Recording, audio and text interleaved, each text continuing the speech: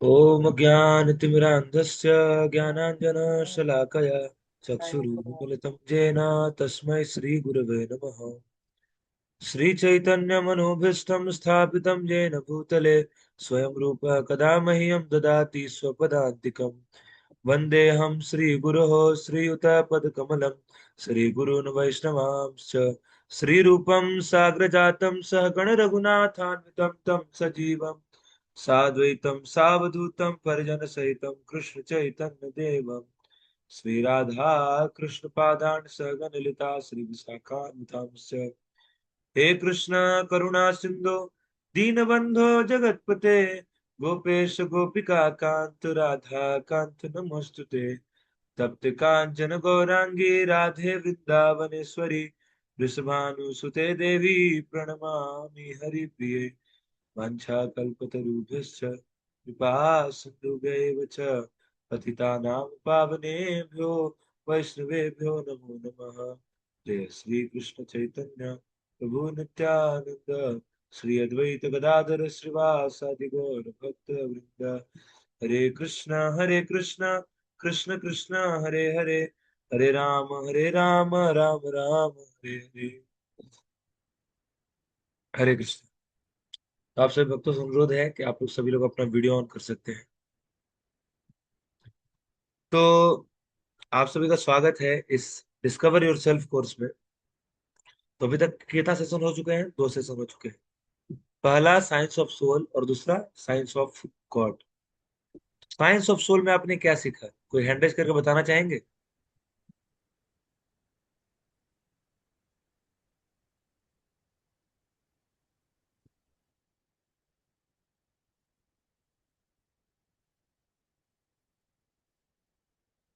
हरे कृष्ण।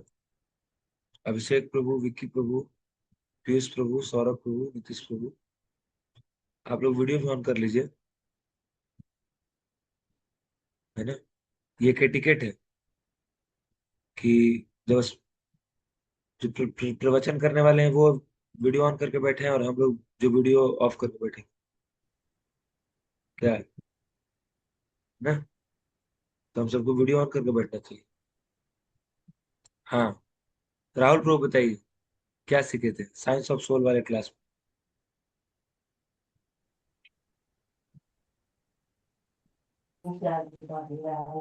हरे कृष्ण प्रभु जी। में?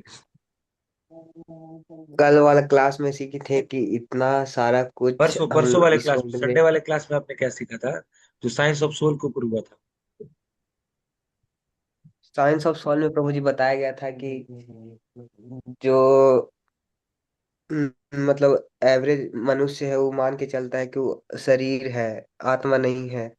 और जो थोड़ा ज्ञानी होता है वो जानता है कि वो शरीर नहीं है बल्कि आत्मा है। बहुत अच्छा। और कल के क्लास में आपने क्या सीखा था? कोई और बताएंगे? जी प्रभु जी, मैं हाँ बताइए पीयूष।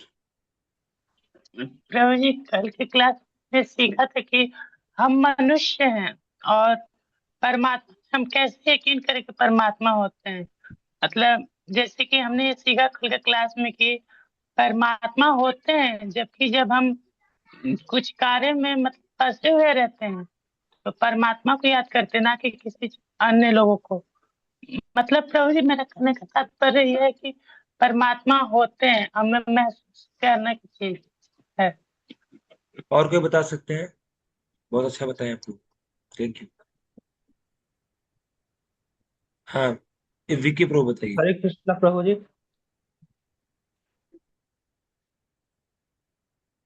हरिवंश प्रभु जी, हरे कृष्ण। जैसे मैंने कल प्रभु जी ने बताया था कि मतलब कुछ भी हो तो एक जड़ तो मिलता है। तो वही जड़ को हमको पहचानना है। मतलब जैसे हम लोग कल बता रहे थे, तुम लोग सोचो, तुम लोग कितना सोच सकते हो, कितने तक मतलब सोच सकते हो।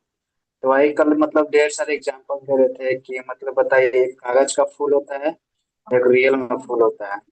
रियल में फूल और कागज में फूल बनाने के लिए भी 3 चीज की आवश्यकता होती है। और उसको बनाने के लिए वो जो ये इंसान लास्ट में रहता है, उस हमको मूल जड़ को पकड़ना है कल। और ओरिजिनल फूल के लिए फिर बताएं। ओरिजिनल फूल में जो गुलाब का फूल है उसमें बताएं कि जैसे उसमें वो भी तो स्वयं ही नहीं होता है। उसका भी मतलब बनाने में प्रकृति का हाथ है, तो प्रकृति के हाथ कहाँ है? हम्म। जैसे कहते हैं कि हम लोग संसार में हैं, तो संसार किन के हाथ में है? वेरी गुड, बहुत अच्छा। भाई, और अभिषेक प्रूफ बताइए।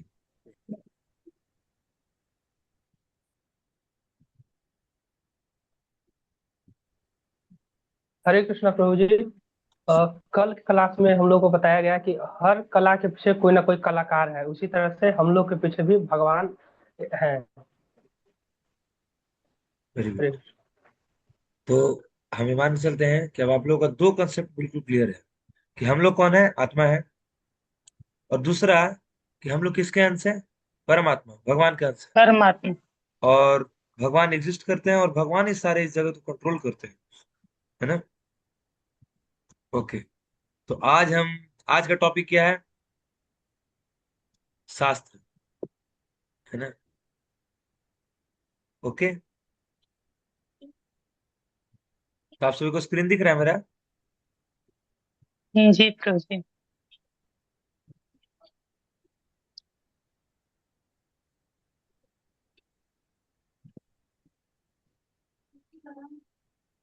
ओके। तो आज का जो हमारा टॉपिक है वो टॉपिक क्या है कि खोज, जीवन के मार्गदर्शक की, कि जो जीवन में क्या वो चीज है, क्या वो स्टैंडर्ड्स है, क्या वो, जैसे आप कोई भी कॉलेज या स्कूल का डिग्री वाला किताब जब पढ़ते हैं तो वो आपका एक मानक, वो आपका एक बेस होता है, आधार होता है, जिसके आधार पे आप सारा पढ़ाई करते हैं, सारी चीजों को कंप्लीट करते हैं, है ना। तो वैसे ही हमारे जीवन जीने का, या एक्चुअली में जो विदाउट एनी डिफेक्ट कोई ऐसा सत्य है, उस तक हम कैसे पहुंचे, उसके बारे में हमें कैसे जानकारी मिलेगी, तो इसके बारे में हमें आज जानने के लिए मिले। ठीक है।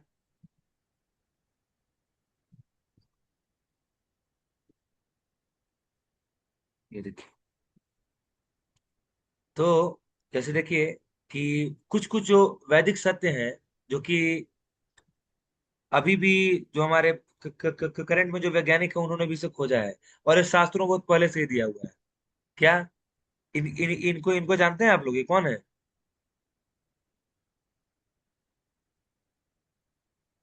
कौन जानते हैं,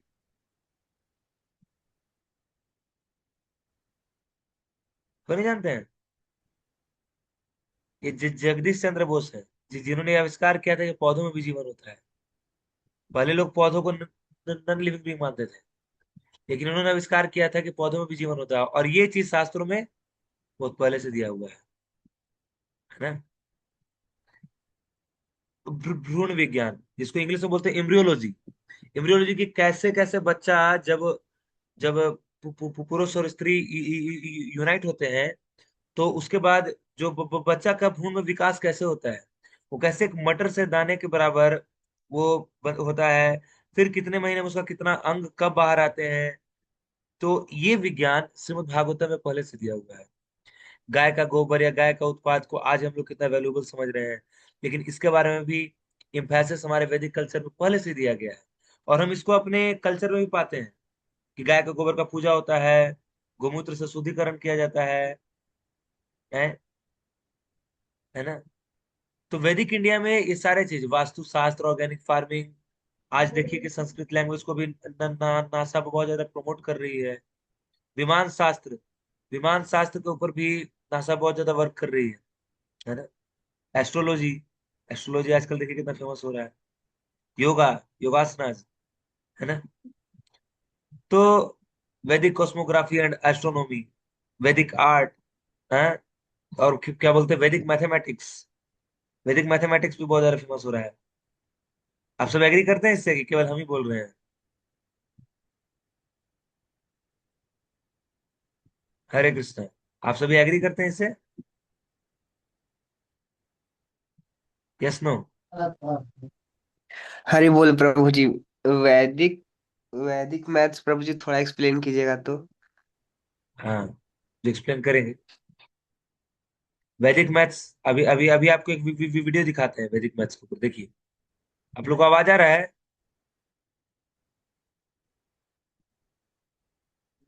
नहीं आ रहा है प्रभु जी।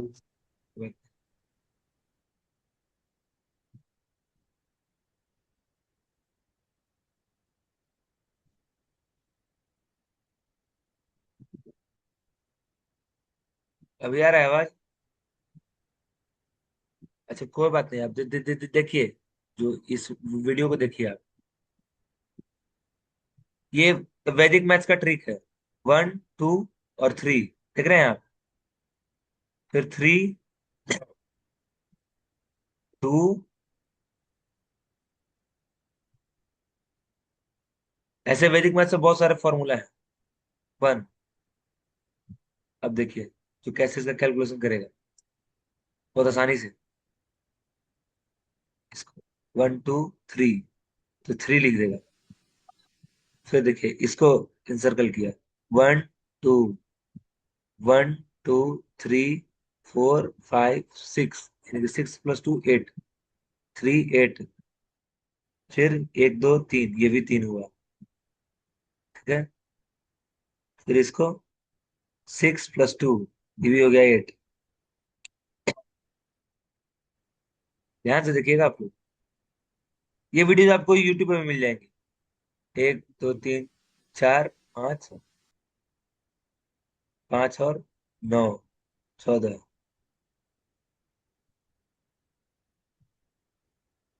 है ना।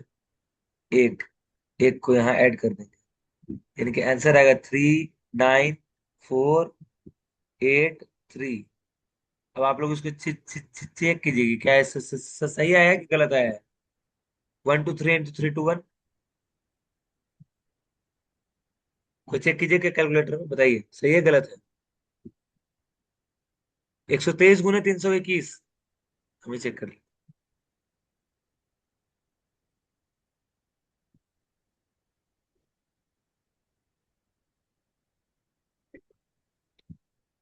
देखिए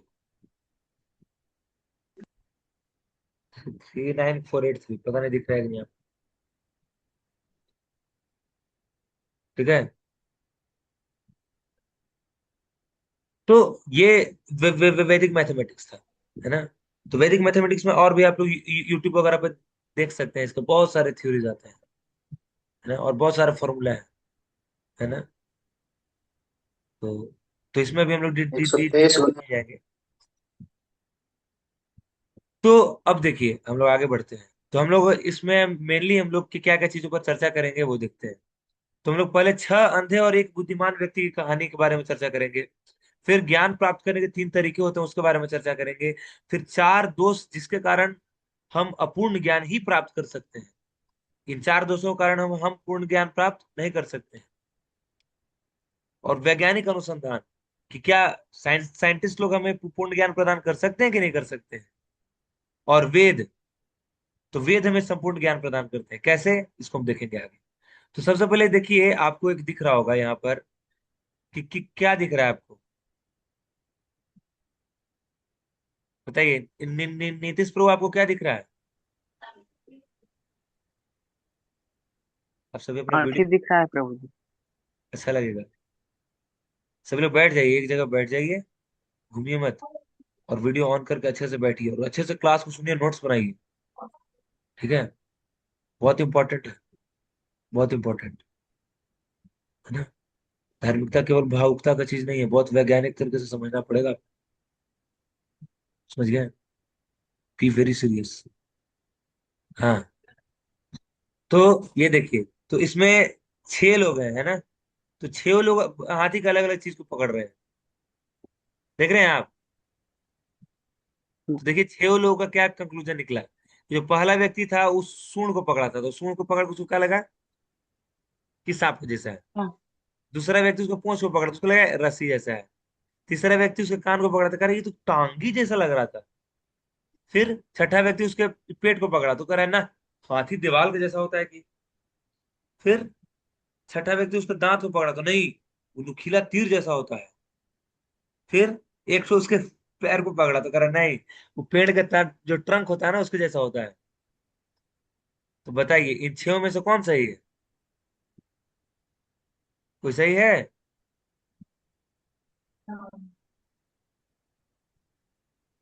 बताइए, तो आपको क्या लगता है कि वे हाथी के बारे में संपूर्ण ज्ञान कैसे प्राप्त कर सकते हैं? क्या तरीका है? ये आपको बताएंगे। इसका इसका उत्तर कब मिलेगा? सत्र के लास्ट में। तो अब देखिए, ज्ञान प्राप्त करने के तीन तरीके हैं, इसको नोट्स बना लीजिएगा, ये बहुत इंपॉर्टेंट है, आपको बहुत ज्यादा काम आएगा ये। ठीक है? ज्ञान प्राप्त करने के तीन तरीके। पहला तरीका क्या है? प्रत्यक्ष प्रमाण, यानी कि प्रत्यक्ष ज्ञान प्राप्त। माइक आप लोग कर लीजिए, पीछे से बैकग्राउंड आवाज आ रहा है। तो पहला क्या है? प्रत्यक्ष प्रमाण, यानी कि प्रत्यक्ष ज्ञान धारणा, मतलब डायरेक्ट परसेप्शन से मतलब नॉलेज को गेन करना है। दूसरा क्या है?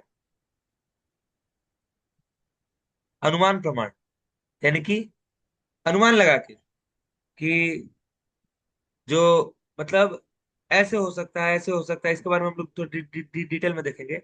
और तीसरा है शब्द प्रमाण, कि एक वास्तविक जो प्राधिकारी से श्रवण करना, इसको बोलते हैं शब्द प्रमाण। तो पहला हम लोग देखते हैं प्रत्यक्ष प्रमाण। तो प्रत्यक्ष प्रमाण, तो प्रत्यक्ष में क्या प्रत्यक्ष प्रमाण हमको पूर्ण ज्ञान दे सकता है? क्या देखने को हम केवल विश्वास करना मान सकते हैं? जैसे देखिए, यहाँ पर एक पिक्चर दिख रहा होगा आपको, जिसमें रेल की पटरियां दिख रही हैं, और क्या लग रहा है कि रेल की पटरियां आगे जाकर मिल जा रही है। लेकिन क्या ऐसा होता है? बताइए, यस नो। थोड़ा एक्टिव रहना पड़ेगा कुछ लोग, कुछ लोग बोलते भी रहिए।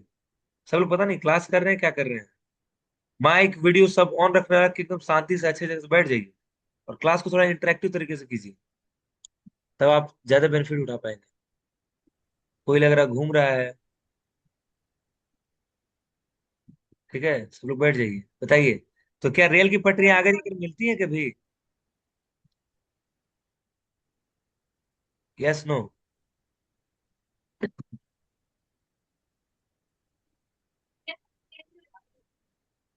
बताइए, नीतीश प्रभु बताइए।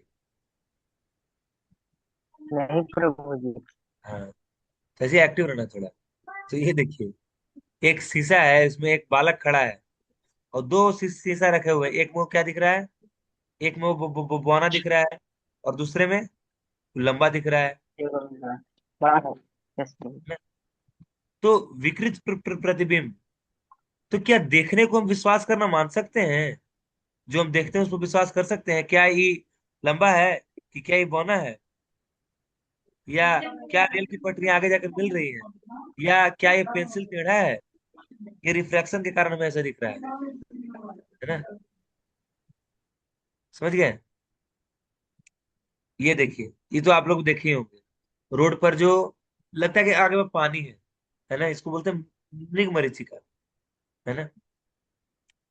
तो हम भौतिक इंद्रियों जैसे कि आंख, कान आदि का उपयोग करके पूर्ण ज्ञान प्राप्त नहीं कर सकते हैं। नहीं कर सकते। क्यों? क्योंकि हमारे पास चार दोस्त हैं। चार दोस्त कौन कौन से हैं? इसको भी आप लोग नोट कर सकते हैं, बहुत इंपॉर्टेंट है। हो सकता है क्वेश्चन में भी आ जाए। Be careful. कहेंगे तो टीचर साहब वो बता दिए कि क्या क्वेश्चन में है ना? आप लोग इसको नोट कर लीजिए। तो ये है पहला, क्या है? त्रुटिपूर्ण इंद्रियां, कि हमारी इंद्रियां क्या है? त्रुटिपूर्ण है। दूसरा, भ्रम में रहना।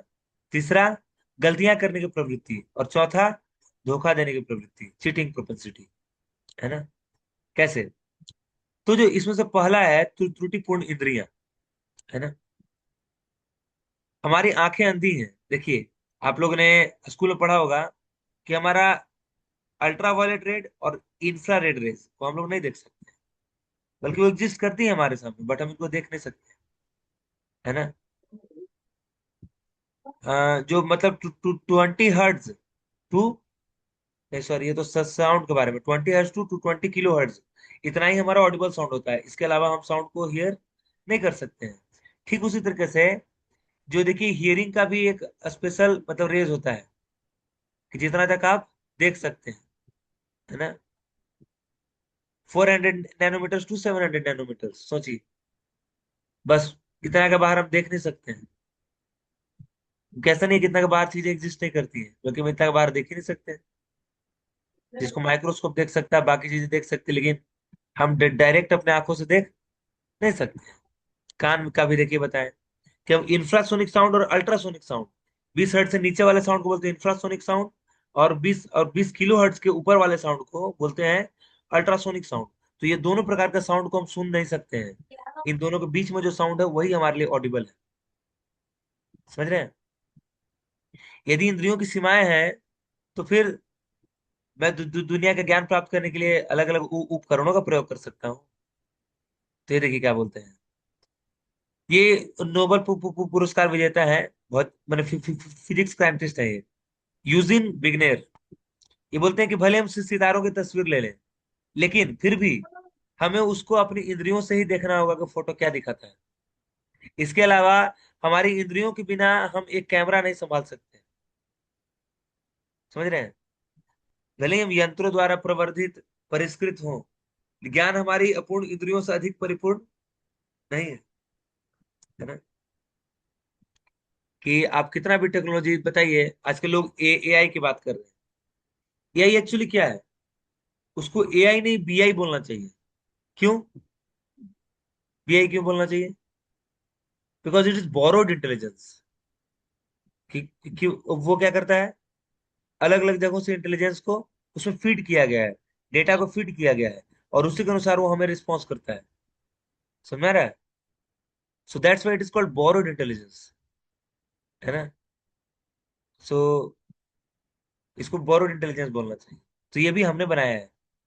तो एआई क्या परफेक्ट हो सकता है? नहीं हो सकता है, क्योंकि इसको चार त्रुटि वाले लोग ने ही बनाया है। क्या ये परफेक्ट हो सकता है? नहीं हो सकता है। फिर इसमें से दूसरा क्या है? भ्रम में होना। ये देखिए, आप एक बार गुलाब जामुन खाकर संतरा खाइए, तो कैसा लगेगा? बहुत खट्टा लगेगा क्या?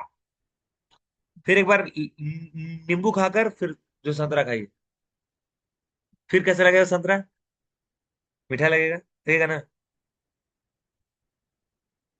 फिर एक और देखिएगा, हाथ, आप ठंड गरम हाथ से छुआ, क्या बोलते हैं, अगर आप हाथ आपका गर्म है और आप पानी को छू रहे हैं, तो पानी कैसा लगेगा आपको?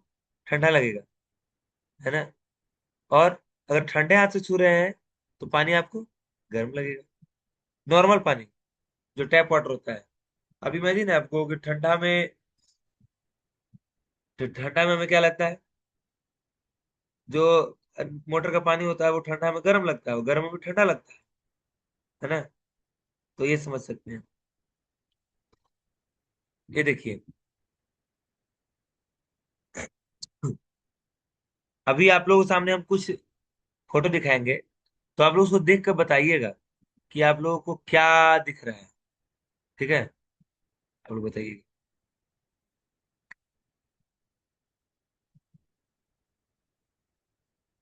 इस फोटो में आपको क्या दिख रहा है? हैंड रेज करके बताइए, कौन बताएंगे? हैंड रेज कर लीजिए।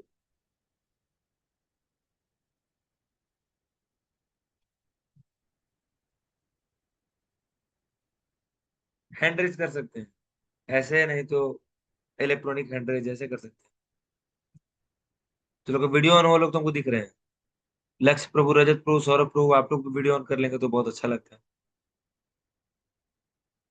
पार्टिसिपेट कीजिए। इस पिक्चर में क्या दिख रहा है? किसी को कुछ तो समझ में आ रहा होगा, बोलिए। एक तो लड़की दिख रही है प्रभु जी। एक लड़की दिख रही है, और किसी को कुछ दिख रहा है? बताइए।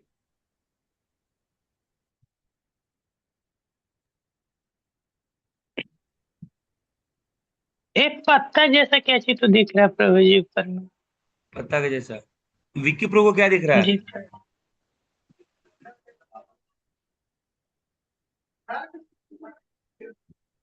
अभिषेक प्रो, आपको क्या दिख रहा है?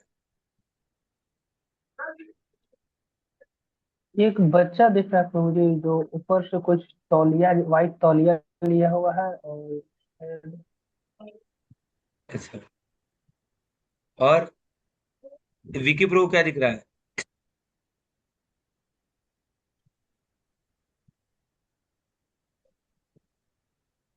लक्ष्य प्रभु, आपको क्या दिख रहा है इस फोटो में? हाँ बताइए। विकी प्रभु बताइए क्या दिख रहा है? इसमें तो हाँ ऊपर से टॉवल लिया है, एक लड़की है। इधर से देखने में तो कुछ और लगेगा आपका, और पता नहीं आप इमेज चेंज करिएगा तो फिर दूसरा कुछ लगेगा। कुछ नहीं चेंज करेंगे हम, यही इमेज है। देखने का और भी। ध्यान से देखिए, देखिए अभी दिखाते हैं। मतलब हम भ्रम में कैसे पड़ जाते हैं, वही बता रहे हैं आपको कि ये देखिए, ई दिख रहा होगा कि एक लड़की उधर फेस करके खड़ी है। उसका गले में वो एक पहनी हुई है हम्म। कुछ, और उधर के फेस करके खड़ी है। और ये उसका बाल है, और ये पीछे से उसका हथियार है। समझ रहे हैं? और ध्यान से देखिए, ये एक आपको बूढ़ी स्त्री दिखेगी। ये बूढ़ी स्त्री का नाक है, ये उसका आंख है, और इसका मुंह है। क्या जी जी प्रभु जी। लग रहा है ना? आप देख आप देख रहे हैं। इसलिए देखिए, ये हमारा नेचर है कि हम लोग भ्रम में पड़ जाते हैं। और ये बूढ़ी स्त्री एक व्हाइट अथी ओढ़ी हुई है, और इसको ठंड लग रहा है, तो देखिए जैकेट पहनी है। समझ में आ रहा है? ये देखिए, ये पिक्चर में क्या दिख रहा है? इसमें आपको एक ट्रायंगल दिख रहा होगा, जबकि ट्रायंगल, अब ट्रायंगल है भी कि नहीं है पता नहीं। और ये देखिए, यहाँ से कटा हुआ है, लेकिन इस तरीके से अरेंज है कि आपको एक ट्रायंगल दिख रहा है।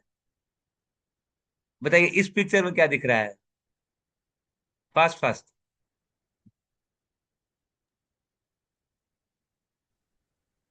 एक तो ओल्ड वुमेन और ओल्ड मैन है, फिर एक तो लड़की झांक रही है घर का बाहर से, फिर दो ठो है ना, फिर दो ठो आदमी दिख रहा है और एक ठो बोतल।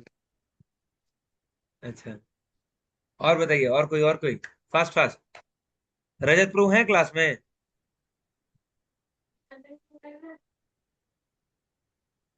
हाँ, बाकी लोग बताइए। बाकी लोग आंसर दे सकते हैं। विकी प्रभु। प्रभु जी, एक व्यक्ति गिटार बजा रहे हैं, एक दरवाजे से झांक रहे हैं लेडीज, और अच्छा एक पकड़े हुए टोपी टाइप का कुछ। अच्छा अच्छा। ओके।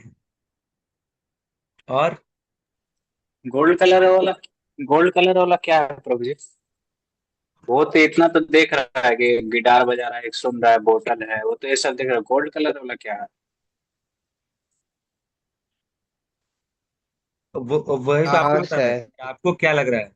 इसमें बहुत सारा चीज दिख रहा है, बहुत सारा चीज नहीं भी दिख रहा है, बहुत सारा चीज है।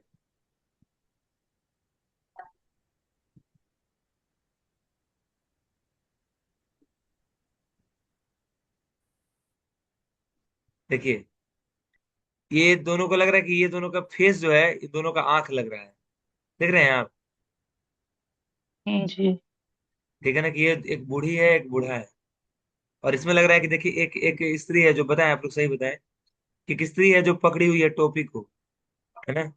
और इसके ऊपर देखिए बहुत सारा चीज रखा हुआ है ना? सॉरी। जी। और ये एक पुरुष है जो कि गिटार बजा रहा है, उसका टोपी है। इसका थी, इसका भाव लग रहा है, इसका टोपी इसका भाव लग रहा है। यहाँ से एक स्त्री ताक रही है, यहाँ एक गेट है जो इसका कान लग रहा है। और इसका जो कनबाली है, वो लग रहा है कि देखिए शीशा का बोतल है। समझ में आ रहा है? तो जी मतलब प्रभु। ये पिक्चर से हम शो करना चाहते हैं कि हमारी इंद्रियां भ्रम में पड़ जाती हैं। हाँ। कि जो दिखता है वो मैंने उसको मतलब वो होता नहीं है। ये समस्या है। ये देखिए, बताइए इसमें क्या अंतर लग रहा है? ये फोटो हिलता हुआ दिख रहा है आपको? जी प्रभु जी। सब लोग हिलता हुआ दिख रहा है?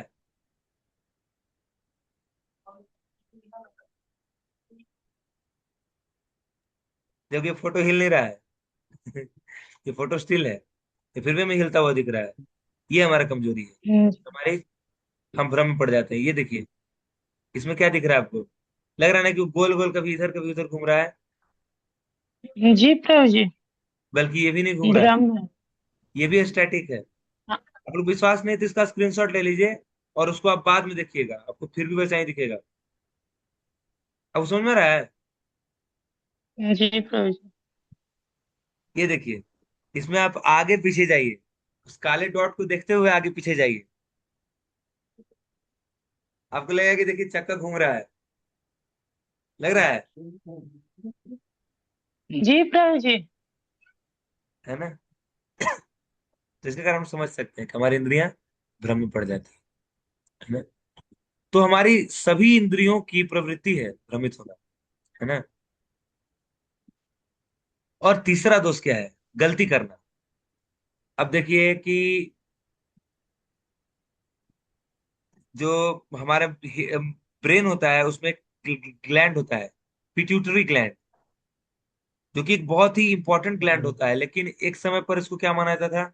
वेस्ट, जिसको बेकार मान के बहुत लोग हटा भी दिए थे, है ना?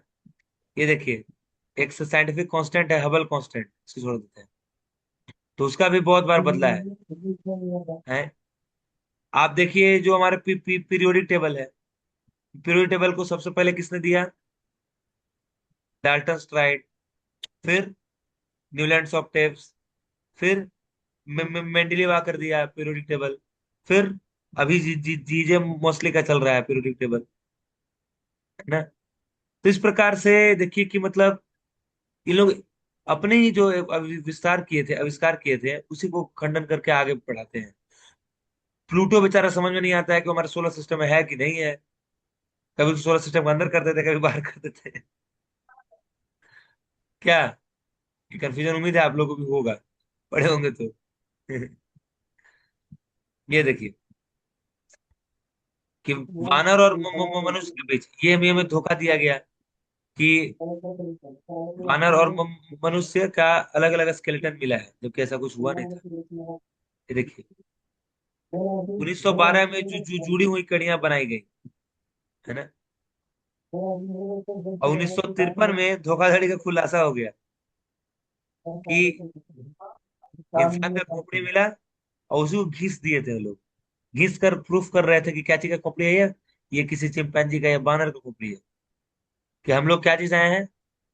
बानर से हैं, डायनासोर्स को प्रूफ करने के लिए है, ये सब चीज कर रहे हैं। तो विज्ञान में बहुत सारा चीज धोखा दिया गया है ना? Evolutionists go so far in this subject that they आवाज आ can रहा even invent very different faces for the same skull. The three entirely different reconstructions made for the fossil culls in Xanthropus is a famous example showing how persistent evolutionists are in producing these false masks.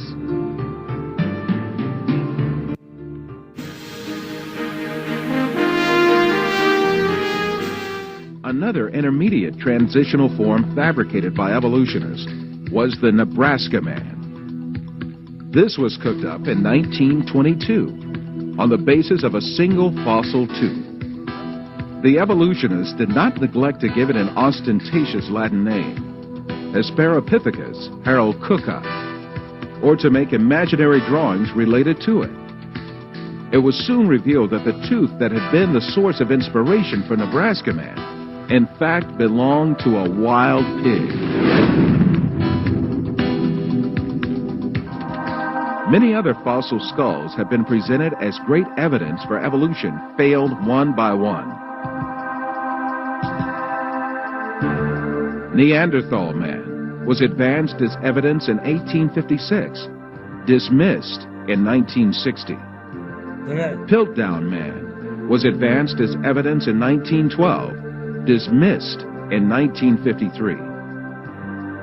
Zinjanthropus was advanced as evidence in 1959, dismissed in 1960. एक साल में Ramapithecus was advanced as evidence in 1964, dismissed तो इस तरीके से आप in देखिए ये लोग 1979. धोखा देते आए हैं और हम लोग धोखा खाते हैं, साइंस का किताब के माध्यम से या बाकी चीजों के माध्यम से। क्लास में बैठते हैं तो बैठ के सुनना चाहिए, सो कर नहीं। राहुल रोशन प्रभु, उठ जाइए थोड़ा, इतना भी क्या, अभी बूढ़े हो गए कि जी जी बहुत। प्रभु जी। हम्म, शुड मेंटेन द एटिकेट, है ना। ओके, तो ये देखिए, ये इस तरीके से फिर धोखा दिया गया हम लोगों को। तो पहला प्रमाण हम लोग समझ गए, प्रत्यक्ष प्रमाण। तो यहाँ तक क्लियर है सबको कि प्रत्यक्ष प्रमाण से हम पूर्ण ज्ञान को प्राप्त नहीं कर सकते हैं?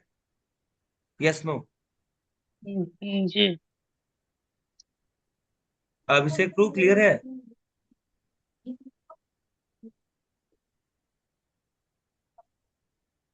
जी प्रभु जी। यहाँ जी तक किसी प्रभु को जी। डाउट? यहाँ तक किसी को कोई डाउट?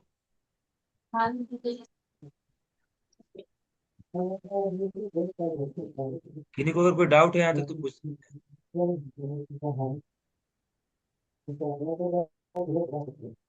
ओके, हम लोग आगे बढ़ते हैं। ठीक है, अब आता है दूसरे प्रमाण। इसको क्या बोलते हैं? अनुमान प्रमाण, जो कि ऑब्जर्वेशन पर आधारित होता है। शायद ऐसा ही था, या शायद ऐसा ही हुआ होगा, है ना। आप लोग एनोटेशन मत कीजिए।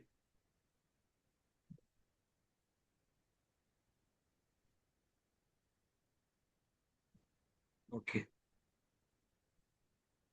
और ये देखिए, जैसे हमारे एक बहुत ही महान साइंटिस्ट हुए, चार्ल्स डार्विन जी, जिन्होंने हमें यह दिव्य ज्ञान दिया कि हम क्या चीज से आए हैं? बंदरों से आए हैं, है ना। तो चार्ल्स डार्विन, मेरा दृढ़ विश्वास है कि बिना अटकलों के कोई अच्छा और मूल अवलोकन नहीं होता। 5 साल के काम के बाद मैंने खुद को इस विषय पर अनुमान लगाने की अनुमति दी और कुछ छोटे नोट्स तैयार किए। इन्हें मैंने 1844 में स्केच में विस्तारित किया, निष्कर्ष जो मुझे संभावित लग रहे थे। ये देखिए, हम लोग बंदर से आए हैं, इसका कोई प्रूफ नहीं है। आप लोग समझिएगा इस बात को, जो किताब में पढ़ते हैं ना, वो कहाँ से आया है। क्या बोला है?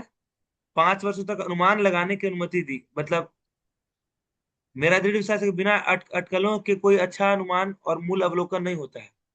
तो 5 साल के काम के बाद मैंने खुद को इस विषय पर अनुमान लगाने की अनुमति दी और कुछ छोटे नोट्स तैयार किए। ये डार्विन का ऑब्जर्वेशन है और उनका नोट्स है, जिसको कि हम लोग स्टडी कर रहे हैं। और 1844 में इन्होंने एक स्केच विस्तारित किया, जिसको दिया ये दुनिया को, है ना। अब देखिए क्या बोलते हैं। हम्म? कि चट्टानों से देखिए रिकॉर्ड, जो स्टोन एज, इसको इसको कैलकुलेट कर रहे थे, हैं? 2 million years, 1.5 million years, 1 million years, 400,000 years, 100,000 years, 40,000 years, कि मनुष्य और बानर देखिए हर समय पर एक साथ मौजूद थे। लेकिन लेकिन ये क्या बोल रहे हैं?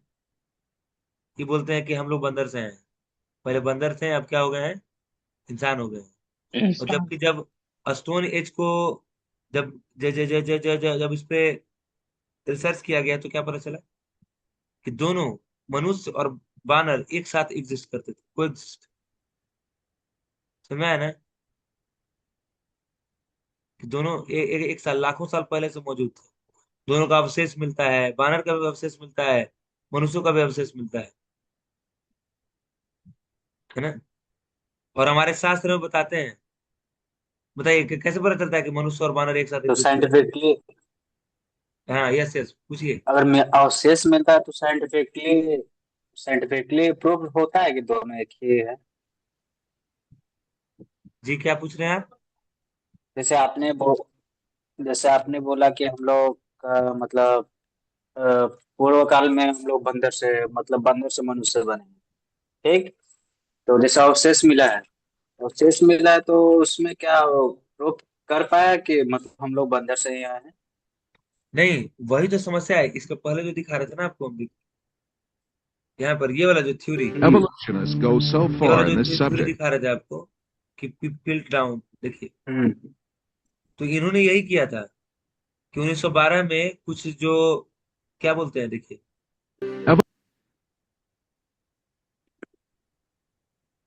ये देखिए, ये कड़ियां देख रहे हैं ना, कि इस तरीके से मैन तक इवोल्यूशन हुआ।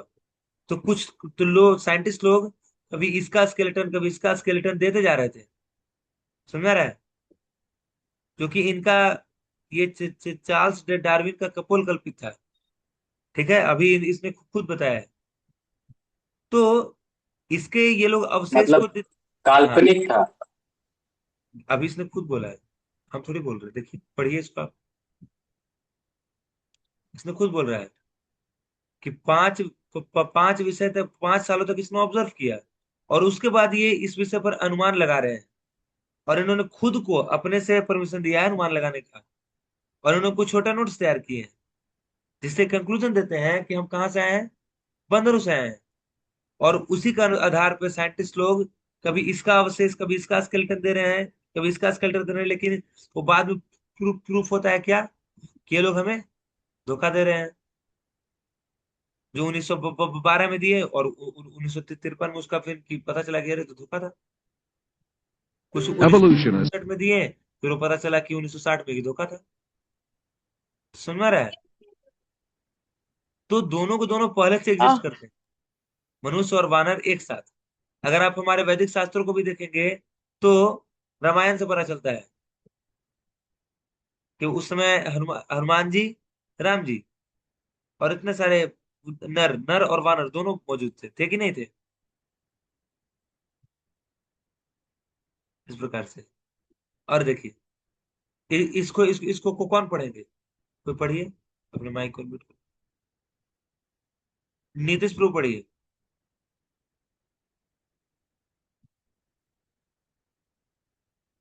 भालू, फास्ट पढ़ना होगा थोड़ा, समय नहीं है हमारे पास ज्यादा। अभिषेक प्रभु पढ़िए।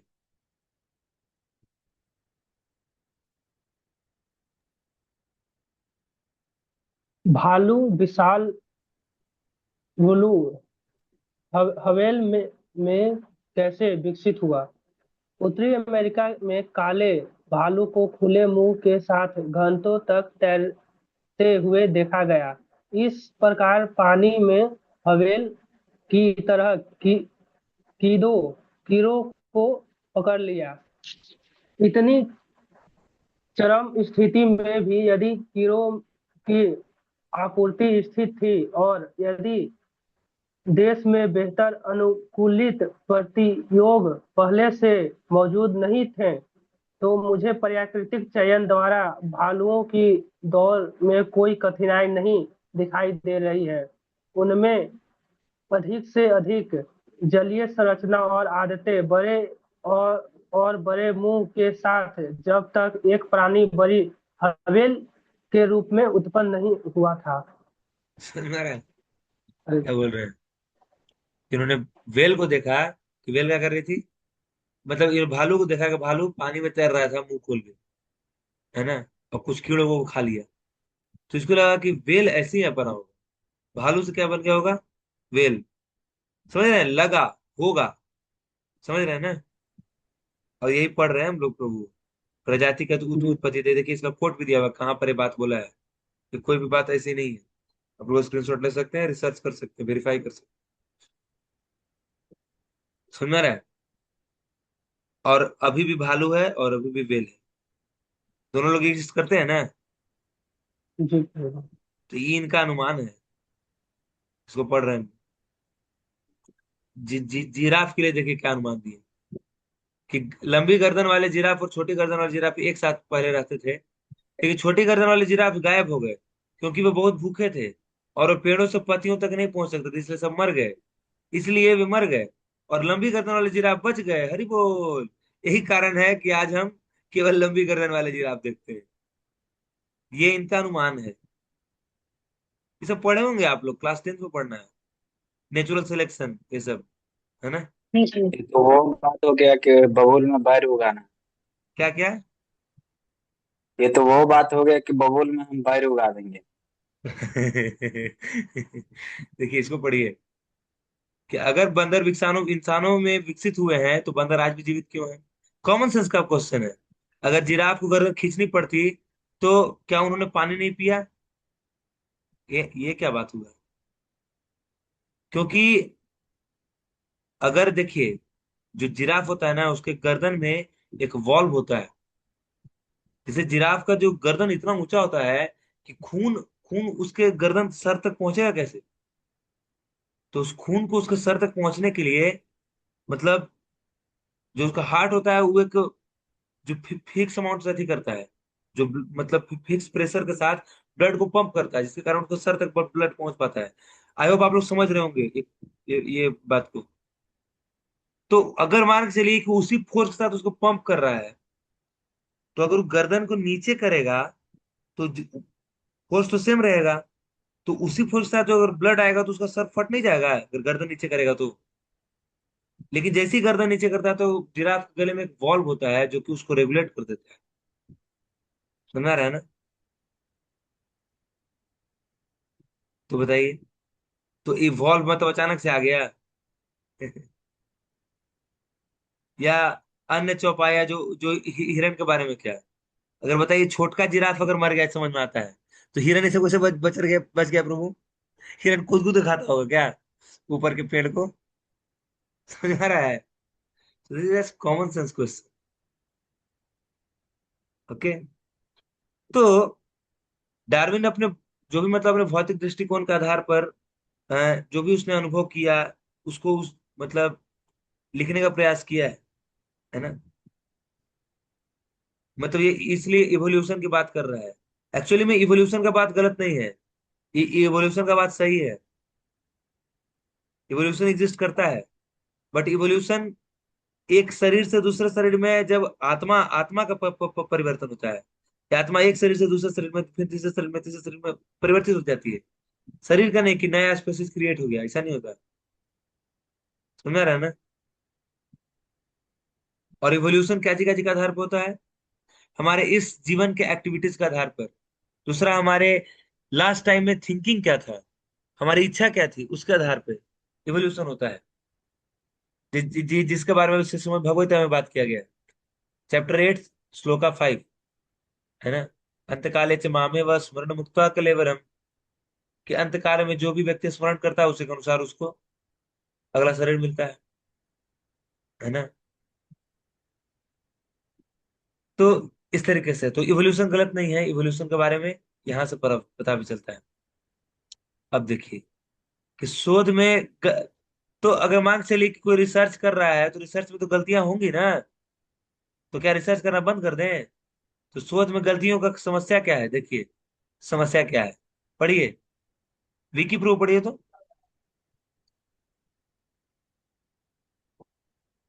ठीक है, समस्या क्या है? फिर वे कुछ तो जानते हैं और अधिक शोध करेंगे और आने वाले समय में सुधार करेंगे। इस बीच के उन्होंने हमें आनंद लेने के लिए बहुत सारे अच्छे इलेक्ट्रॉनिक गैजेट और अन्य विलासिता के उपकरण दिया है। उनके शोध का आलोचना क्यों? बताइए प्रभु जी, आप लैपटॉप और जूम से क्लास दे रहे हैं और वही साइंटिस्ट लोगों को बुरा भला भी बोल रहे हैं, है कि नहीं? कहेंगे ना? बताइए, ये लोग इतना सारा अच्छा अच्छा चीज भी तो दिया है कि नहीं? देख रहे हैं। तो उसमें एक बार बताए थे प्रभु जी कि मतलब जैसे चाकू होता है, हाँ तो चाकू डॉक्टर के हाथ में रहेगा और चोर के हाथ में रहे तो यूज भी करने पर डिपेंड करता है। हाँ, है आपका बात सही है। तो इसलिए इसको हम लोग अच्छे से यूज कर रहे हैं, है ना? ताकि लोग जो स्पिरिचुअलिटी के बारे में जान सके। तो हमारा पर्पज ये है, तो ये हमारे लिए अच्छा है। देखिए लेकिन रिसर्च करके इन्होंने गेमिंग गैजेट्स और कितने प्रकार के इलेक्ट्रॉनिक गैजेट्स लेकर आए हैं, लेकिन साथ ही साथ इसके दुष्परिणाम भी तेजी से बढ़ रहे हैं। जैसे ये सब कॉमन प्रॉब्लम हो गया है, नींद नहीं आना, कंप्यूटर विजन सिंड्रोम है, लैपटॉप में देखते हैं तो सबके ललटेन लग जाता है आंख के आगे, डिप्रेशन, ब्रेन का डिसऑर्डर, एडीएचडी, सुनने की क्षमता में कमी, मोटापा, तो बैठ के वो देखे टीवी, अब उसको मोटापा बढ़ गया बैठे बैठे, रिश्तों का बिगड़ना, खेलता बच्चा पबजी एकदम पट पट हेडशॉट, समझ रहा है? और उसको हर चीज एकदम इंस्टेंट चाहिए। होता है ऐसा? नहीं होता है। रियल लाइफ में ऐसा नहीं होता है। हम्म। ऐसे ऐसे कंटेंट्स डाल डाल दिए गए हैं जो कि हमारे लिए अच्छे नहीं है। उसको बच्चा बूढ़ा हर व्यक्ति देख रहा है। तो ये सब क्या अच्छा परिणाम है? समझ में आ रहा है? तो इन्होंने इन्वेंट तो किया है, लेकिन इसका देखिए इतना सारा दुष्परिणाम भी है। सिलिकॉन वैली की शोध में भूल, ये बोलते हैं थेरानोस लैब्स, क्या बोलते हैं कि स्वचालित उपकरण का उपयोग करके रक्त परीक्षण, रक्त की एक बूंद से 240 से अधिक चिकित्सीय स्थितियों का तत्काल निदान, है ना।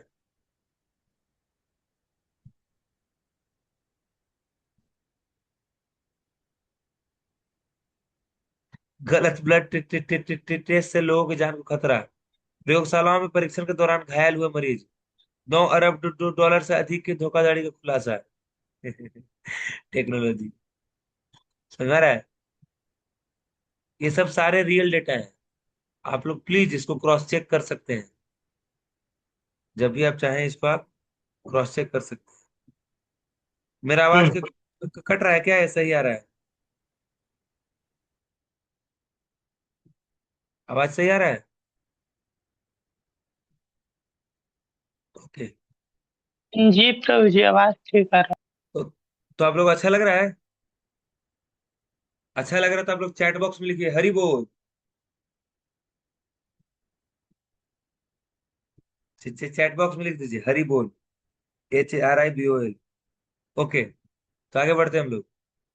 ये देखिए, बाबूनी प्लेग के दौरान जो रिसर्चर्स ने पाया क्या, कि प्लेग के कारण कौन है भैया? बिलाई। इसलिए जितना बिलाई है सब बिलाई को मार दिया जाए। तो मार दिए सब बिलाई को। अब बिलाई को मारने के बाद पता चला कि नहीं, प्लेग का वास्तविक कारण कौन था? चूहा, है ना। तो अब देखिए कि चूहा को मारने की वजह से प्लेग इतना तेजी से फैल रहा था। देखिए ये जो ऑरेंज वाला देखिए कैसे फैल रहा है। 1351, 1353, 13, समझ में आ रहा है ना? सारे लोग, पूरे देश के देश, गांव के गांव मारे जाते थे, है ना। तो अधूरा ज्ञान जो है वो खतरनाक चीज है। इसलिए बेहतर हो क्या अधूरा ज्ञान, इस समस्या है वैज्ञानिक लोगों को भरोसा करने में, ये समस्या है क्योंकि इनके पास पूरा ज्ञान नहीं है, इनके पास अधूरा है। ज्ञान है। यहाँ समस्या है। आपको समझ में आ रहा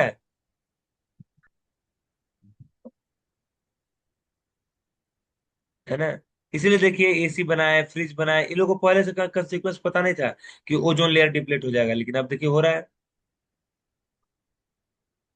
समझ में आ रहा है? बिकॉज क्योंकि उनके पास पूर्ण ज्ञान नहीं है। तो पूर्ण ज्ञान नहीं रहेगा तो भैया खतरनाक है। समझ जाइए इस बात को। तो क्या बोल रहे हैं, देखिए कि एक समस्या का समाधान दूसरी बड़ी समस्या बन जाती है।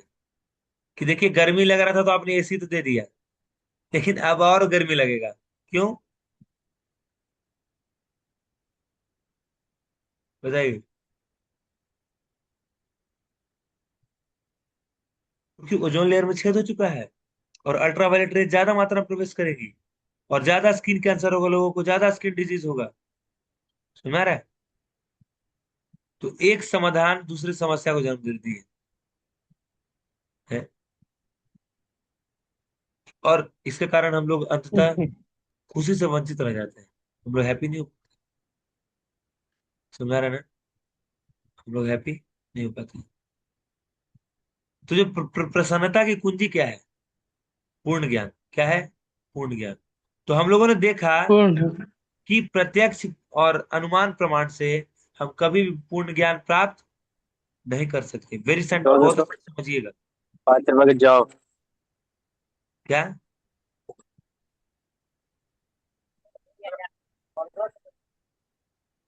ओके, तो लोग आगे बढ़ते हैं। देखिए, तो अधूरी जानकारी से कोई भी मशीन चलाना खतरनाक है। इस वीडियो को देखिएगा आप लोग।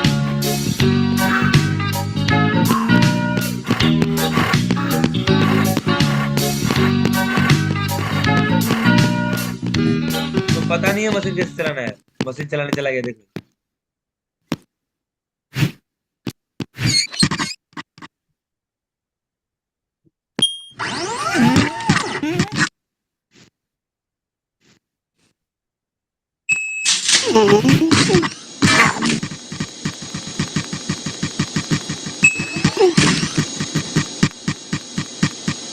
नहीं चल रहा है, धीरे धीरे करना है, बंद करके करना है। और तेज हो जाए।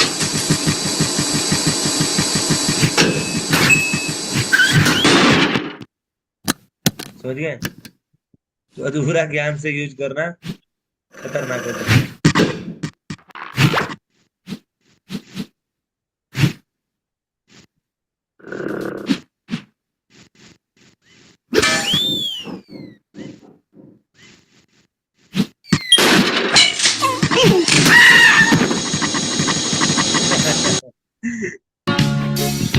समझा ना?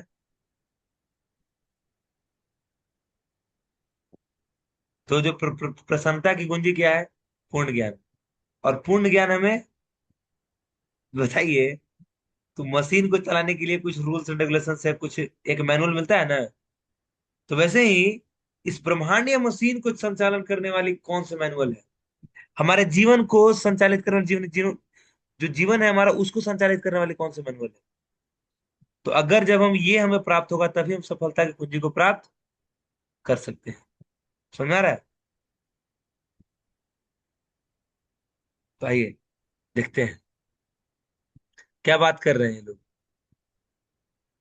अब अभी संजीव प्रभु हैं?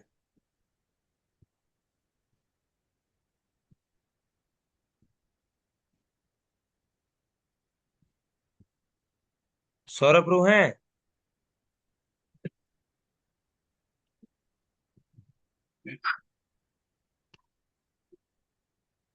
सब लोग केवल ज्वाइन किए हुए हैं। बोलिए आप लोग भी कुछ। जी प्रभु जी बोलिए। पीयूष प्रभु आप हरा वाला पाठ पढ़िए, और अभिषेक प्रभु आप जो बैगनी वाला पाठ है उसको पढ़िए। देखो मेरे प्रिय मित्र, कैसे चार दोस्त हमें सत्य के प्रति अंधे रखते हैं।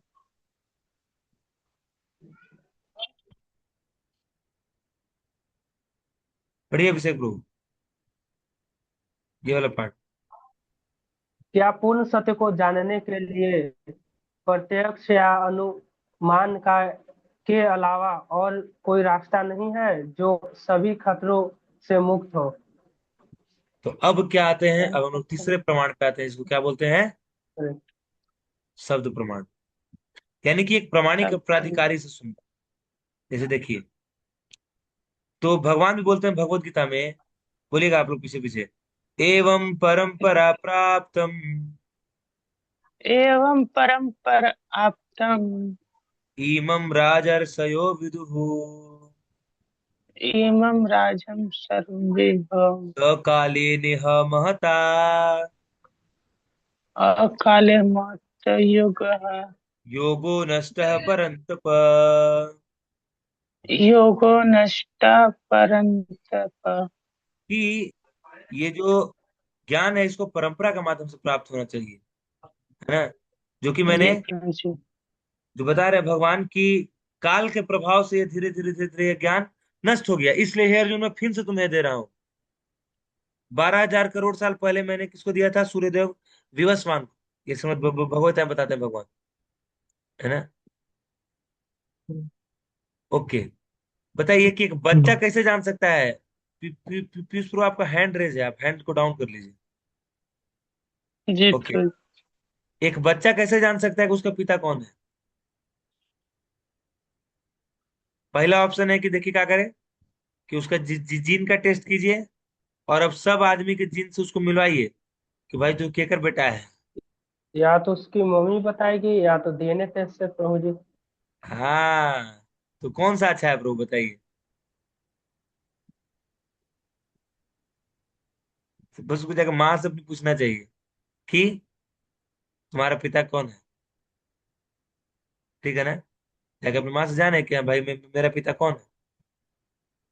तो ये देखिए, इसको बोलते हैं असेंडिंग नॉलेज। क्या बोलते हैं? Ascending knowledge. यानी कि हम रिसर्च के द्वारा ज्ञान प्राप्त करते हैं। किसके द्वारा? रिसर्च के द्वारा। जो कि इतना इम्परफेक्ट है।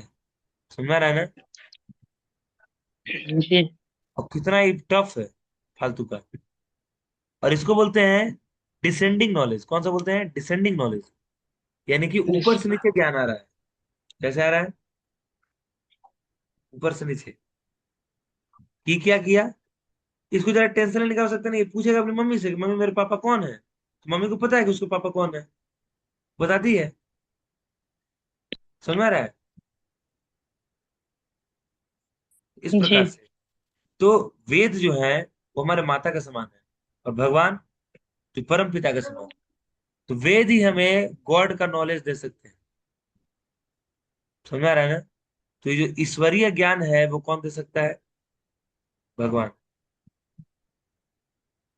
मतलब ये शास्त्र, वेद, वेद जो है वो हमें दे सकते हैं ईश्वरीय ज्ञान, जो माता का समान है।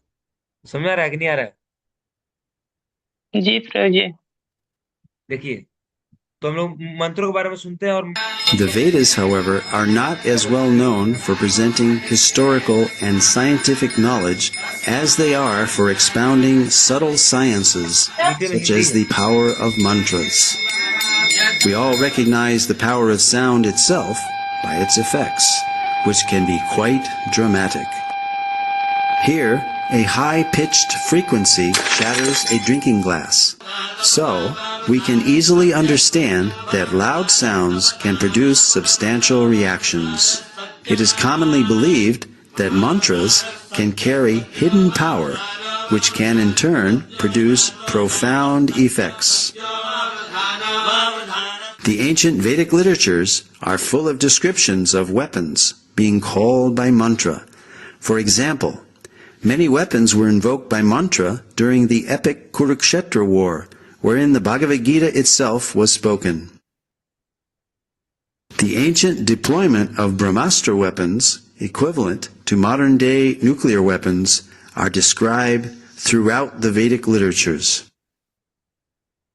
Additionally, mantras carry hidden spiritual power which can produce significant benefits when chanted properly. Indeed, the Vedas themselves are sound vibrations in literary form and carry a profound message. Spiritual disciplines recommend meditational practices such as silent meditation, silent recitation of mantras, and also the verbal repetition of specific mantras out loud. A clinical test of the benefits of mantra chanting was performed on 3 groups of 62 subjects, males and females of average age 25. They chanted the Hare Krishna Maha Mantra 25 minutes each day under strict clinical supervision. Results showed that regular chanting of the Hare Krishna Maha Mantra reduces stress and depression and helps reduce bad habits and addictions. These results formed a PhD thesis at Florida State University. समझ में आया? तो हमें एक प्रमाणिक जो प्राधिकारी है उसे सुनना चाहिए, है ना? कि देखिए, सीखने की वैदिक प्रक्रिया क्या है। तो हम लोग जैसे भी कहीं भी अगर पढ़ाई करने जाते हैं तो देखते हैं कि भैया कौन बोर्ड से एफिलिएटेड है, क्या उसके जो टीचर्स हैं क्या वो लोग वेल क्वालिफाइड हैं, क्या वो लोग भी अच्छे से अपने से मैंने कहीं से पढ़े हैं कि पता चला कोई अपने से नहीं, हम अपने से आए हैं पढ़ाने, ऐसे किसी से थोड़े पढ़ लेंगे। पहले देखें कि उसका पास अच्छा डिग्री है कि नहीं जो टीचर है। हम लोग करते हैं ना चेक।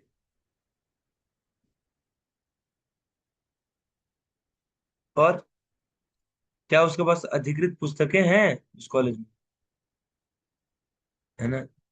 तो अधिकृत कॉलेज क्या है? परंपरा या संप्रदाय। तो ज्ञान प्राप्त करने के 4 संप्रदाय अभी बताएंगे हम। और फिर उसके प्रोफेसर, या तो यहाँ पर कौन होते हैं? गुरु, जिन्होंने अपने गुरु से उस ज्ञान को श्रवण कर रखा है। उनके गुरु ने उनके गुरु से, उनके गुरु ने उनके गुरु से, उनके गुरु ने उनके गुरु से। समझ में आ रहा है?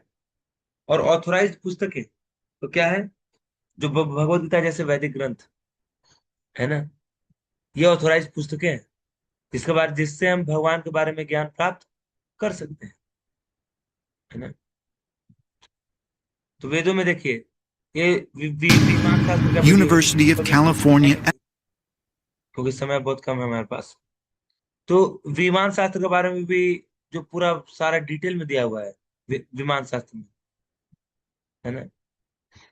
तो अपर है ये वैदिक भविष्यवाणी है। जैसे श्रीमद् भागवतम के पहले स्कंद तीसरे अध्याय के 24वें श्लोक में जो गौतम बुद्ध का वर्णन है, जो कि अभी 2100 साल पहले है। समझ आ रहा है ना। और श्रीमद् भागवतम कितना साल पहले है? 500 साल, 5000 साल। 5000 साल पहले गौतम बुद्ध के बारे में लिखा गया था। सम्राट अशोक, नहीं, चाणक्य पंडित, श्रीमद् भागवतम के 12वें अध्याय, 12वें स्कंद, एक पहला अध्याय 11वें श्लोक में बोला गया है चाणक्य पंडित के बारे में भविष्यवाणी। फिर सम्राट अशोक के बारे में जो 12वें श्लोक में। फिर जीसस क्राइस्ट के बारे में भविष्य पुराण में बोला गया है। जो पैगंबर मुहम्मद है उनके बारे में भी बोला गया है भविष्य पुराण। फिर भगवान श्री चैतन्य महाप्रभु, इनके बारे में महाभारत में बोला गया है ना। और सबका कोट दिया हुआ है, आप लोग स्क्रीनशॉट ले सकते हैं, सब लोग आप उसको वेरीफाई कर सकते हैं। ठीक है। The Vedas are amongst the oldest religious scriptures known to mankind and are the source of India's spiritual and cultural heritage. At first glance, the multifaceted culture of the Vedas is a foreign and fascinating mystery to the Western eye. Yet upon deeper examination, we discover a wealth of philosophical, cultural, and social values. India is renowned the world over for the practice of yoga, which increases one's mental and physical strength. However, this is only a fraction of what the Vedas can offer to a progressive global community. India's culinary arts, music, natural medicine, and other sciences are only now becoming known to the West. Conceivably the world's oldest holistic design system, the Vastu Shastra predates and inspired the popular Chinese system of Feng Shui. The design of a temple, house, or workspace has been proven to exert a considerable influence on one's well-being. The Vastu Shastra was compiled specifically to address this concern and offers practical architectural guidelines. This style of sacred architecture has been implemented in the building of India's largest temples for thousands of years. The sculptures adorning these temples reflect the development and accomplishments of one of. तो इस तरीके से ये देखिए कि वास्तुशास्त्र के बारे में हमारे शास्त्रों में उपदेश दिया हुआ है। और अब लोग रियलाइज कर रहे हैं कि वास्तुशास्त्र के अनुसार अगर घर को बनाया जाता है, तो ऑफिस को या किसी भी चीज को, तो बहुत सक्सेसफुल होता है और उसके अगर नियमों का पालन किया जाता है तो। लेकिन अगर लोग नहीं करते हैं तो हम सक्सेसफुल रहते हैं। तो यह साइंस और ये सारी चीजें पहले से दी हुई है। समझ रहा है। तो देखिए कि हम लोग को गुमराह कैसे किया गया, ये बहुत इंपॉर्टेंट है जान, कि हमारे शास्त्रों को माइथोलॉजी बताया जाता है। क्या? This is written in Hindu mythology, Ramayana Hindu mythology, Mahabharata Hindu mythology, Puranas Hindu mythology. No, these are not mythology. समझ रहे हैं ना। Early Indologists wished to control and convert the followers of Vedic culture. Therefore, they widely propagated that the Vedas were simply mythology. Max Muller, perhaps the most well-known early Sanskritist and Indologist, although later in life he glorified the Vedas, initially wrote that the Vedas were worse than savage, and India must be conquered again by education. Its religion is doomed. Thomas Macaulay, who introduced English education into India, wanted to make the residents into a race that was Indian in blood and color, but English in taste, in opinion, in morals, and in intellect. However, the German philosopher Arthur Schopenhauer stated, that the Sanskrit understanding of these Indologists was like that of young schoolboys. These early Indologists devised the Aryan invasion theory, denying India's Vedic past. They taught that the English educational system is superior. They intentionally misinterpreted Sanskrit texts to make the Vedas look primitive. And they systematically tried to make Indians ashamed of their own culture. Thus, the actions of these Indologists seems to indicate that they were motivated by a racial bias. मैं ये हमारा history है bro, हमारे पूरा education system को नष्ट करने का लॉर्ड मैकॉले, ये सारे लोग ऐसे किए हैं। क्यों के लोग इंग्लिश एजुकेशन को प्रमोट करना चाहते थे, इसलिए हमारे शास्त्रों के एजुकेशन को क्या किए, डिनाई में डाल दिए, बहुत हीन बताते हैं। समझ रहे हैं ना? वी आर चीटेड, इसलिए अब हमारे पास बहुत सारे ओरिजिनल संस्कृत टेक्स्ट भी नहीं है। लॉर्ड मैकॉले पहले आकर यहाँ पर स्टडी किया, सारा संस्कृत सीखा, संस्कृत सीख के तब हमारे शास्त्रों को इंटरप्रेट करना चालू किया, ये शो करने के लिए कि इंग्लिश लैंग्वेज सुप्रीम है। वही जिसका हिंदी का अस्तित्व नहीं है। और सोचिए कितना स्ट्रेटेजिक प्लानिंग किया है कि जो प्लान किया था वो आज संभव हो रहा है। That we are simply Indian, त्वचा से, पानी से, पानी से नहीं, त्वचा से, और क्या है?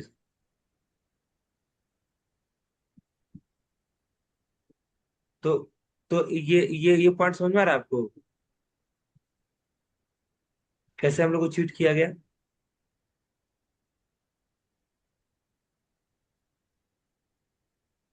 तो बहुत इसके इसके पूरा इसके पीछे बहुत लंबा हिस्ट्री है, कभी इसके बारे में हम लोग बहुत डिटेल में चर्चा कर सकते हैं, है ना? और देखिए कि भगवत गीता आज की दुनिया में कितना प्रैक्टिकल है, इसका अनेक उदाहरण है ना? ये देखिए, तो तुलसी गवाड़ है, ये Aloha and namaste. 2020 is certainly a year that will not soon be forgotten. For most, if not all of us, it has brought about many unexpected corona काल में ये वीडियो बनाए हैं। changes. The uncertainty that this year has brought has made me personally reflect upon the time that I spent deployed in the Middle East. That too was a time in my life when there was danger at every step. Each day brought new uncertainties, and likewise, many lives were lost. My shelter then and now has been the Bhagavad Gita, which means Song of God. The Bhagavad Gita spoken by Sri Krishna is full of transcendental wisdom that is as relevant today as it was 5,000 years ago when it was spoken. When we are blown here and there by the strong winds of change, when giant waves are crashing upon us, when we're feeling unsteady, lost, adrift, the Bhagavad Gita offers us guidance and hope. ये Indian नहीं है, ये बता रहे हैं भगवत गीता कितना practical है। जब जीवन में कुछ समझ में नहीं आता है तो हर जीवन पर गाइड करने वाला भगवत, है ना? तो यदि हम विज्ञान के स्वयं सिद्ध उक्तियों को स्वीकार कर सकते हैं, तो शास्त्रों की स्वयं सिद्ध उक्तियों को स्वीकार क्यों नहीं कर सकते हैं? तो कहे कहाँ हम प्रभु जी, हम अंधविश्वासी थोड़े हैं, हम लोग नहीं मानते हैं। देखिए कैसे मानता है, वो बताते हैं। जानते हैं इसको, आयोटा? आयोटा जानते हैं? आयोटा ये एक इमेजिनरी नंबर है जो एग्जिस्ट नहीं करता है, फिर भी हम लोग इसको पढ़ते हैं। हाइजेनबर्ग अनसर्टेनिटी प्रिंसिपल क्यों मान लेते हैं आप? सारा जो पढ़ रहे हैं, एग्जाम दे रहे हैं, मशीन चल रहा है, सब चल रहा है, इसका तो आपको प्रूफ नहीं मिला है आज तक। आयोटा का प्रूफ नहीं मिला है आज तक। हाइजेनबर्ग अनसर्टेनिटी प्रिंसिपल का प्रूफ नहीं दिया कोई है।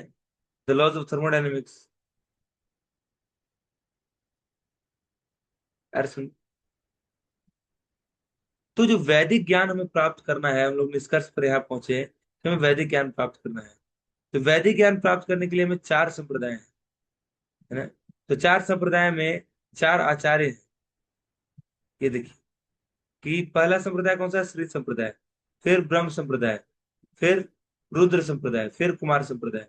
तो श्री संप्रदाय के मिनिस्टर हैं, मतलब जिसके हेड है, डीन बोल सकते हैं, ये है लक्ष्मी जी।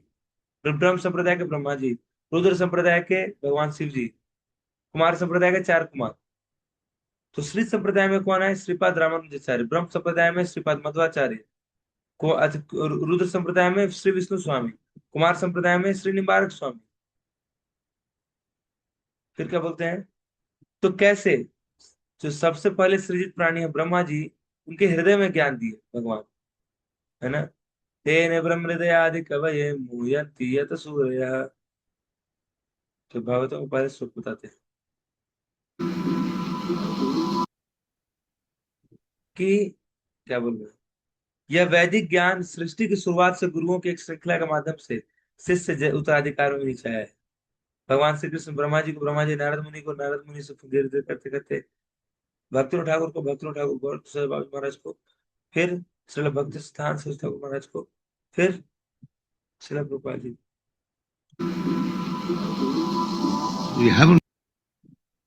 क्या बोल रहे हैं प्रभुपाद जी? ध्यान सुनिएगा। We haven't got to manufacture something. We simply repeat the words and the instruction given by the predecessor. Krishna instructed Brahma, Brahma instructed Narad, Narad instructed Vyasdev, Vyasdev instructed Madhyacharya, and in this way then Madhavendra Puri, Ishwar Puri, Sri Chaitanya Mahaprabhu, then the 6 Goswamis, then the Srinivasa Acharya, Kaviraj Goswami, Narottam Das Thakur, Vishwanath Chakravarti, Jagannath Das Babaji, Bhakti Vinod Thakur, Gaur Kishore Das Babaji, Bhakti Siddhanta Saraswati, and then we are doing the same thing. There is no difference.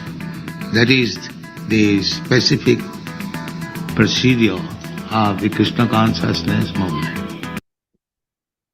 समय कि गुरु शिष्य परंपरा के प्रमाणिक श्रृंखला के माध्यम से यह ज्ञान हमारे पास आता है, ऐसे नहीं कि मन से को भी दे देता है।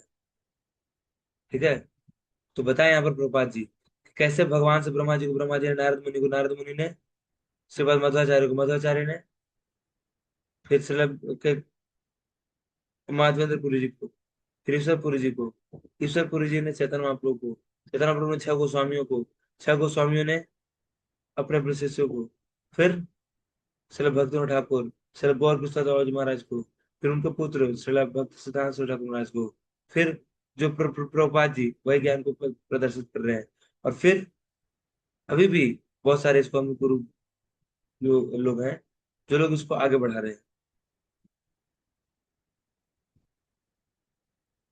5000 साल 5000 साल पहले भगवान के एक साहित्यिक अवतार व्यासदेव ने सभी वेदों को कलयुग में लोगों के लाभ के लिए वेद लिखित रूप में लिख दिया था। तो पता था कि कलयुग के लोगों को भैया सुना देंगे तो समझ में आओ, याद होने के बाद तो दूर है, समझ में भी नहीं आएगा। ठीक है ना। तो ये आप लोग इसका स्क्रीनशॉट ले सकते हैं, वैदिक ज्ञान का फ्लो चार्ट है।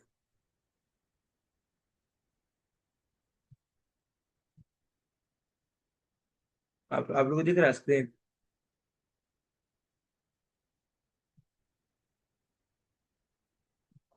जी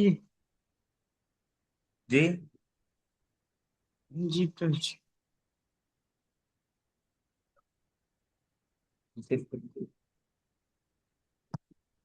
ओके, प्रभुपाद जी बोल रहे हैं हमारी शिक्षाएं आधिकारिक, शुद्ध और स्वीकार करने के लिए सुरक्षित है, क्योंकि वह भगवान श्री कृष्ण से एक शुद्ध भक्त ब्रह्म मध्य गौड़ीय संप्रदाय के कृष्ण कृपा प्राप्त इसी भक्तिवेदांत स्वामी की प्रभुपाद जी पर आधारित है। तो हम लोग सेफ जगह पे हैं। तो ये जो बुद्धिमान व्यक्ति वाला कहानी सुने थे, तो इसको तभी पता चल सकता है जब एक कोई बाहर से बुद्धिमान व्यक्ति जो हाथी को जानता हो तभी बता पाएगा कि भाई तुम भी गलत हो, तुम भी गलत हो, तुम भी गलत हो, तुम भी गलत हो, तुम भी गलत हो, तुम भी गलत हो। तो तुम लोग सही भी हो लेकिन गलत भी हो। सही इसलिए हो तुम लोग अपने एक्सपीरियंस के अनुसार बता रहे हो, लेकिन गलत इसलिए हो क्योंकि तुम्हारे पास पूर्ण ज्ञान नहीं है। ठीक है ना? तो सारांश यही निकलता है, हमने ज्ञान प्राप्त करने के तीन तरीकों को देखा। प्रत्यक्ष प्रमाण, प्रत्यक्ष अनुमान और शब्द प्रमाण। फिर प्रत्यक्ष प्रमाण के बारे में देखा कि उसमें चार दोष होते हैं: दोषपूर्ण इंद्रियां, भ्रम की प्रवृत्ति, गलतियां करना, धोखा देने की प्रवृत्ति। फिर देखे अनुमान प्रमाण के बारे में कि कैसे विज्ञान में गलतियां हैं, आपदाएं आती हैं और आधा ज्ञान खतरनाक है। फिर शब्द प्रमाण के बारे में कि शब्द प्रमाण असेंडिंग और डिसेंडिंग दोनों होता है, तो हमें डिसेंडिंग को पकड़ना चाहिए। वैदिक सत्य और भविष्यवाणियों के बारे में बताएं, चार संप्रदाय के बारे में बताएं और वेदों की शाखाओं के बारे में बताएं। ओके, हरे कृष्ण कृष्ण कृष्ण हरे हरे, हरे राम राम राम हरे हरे। किसी का कोई प्रश्न है तो आप पूछ सकते हैं।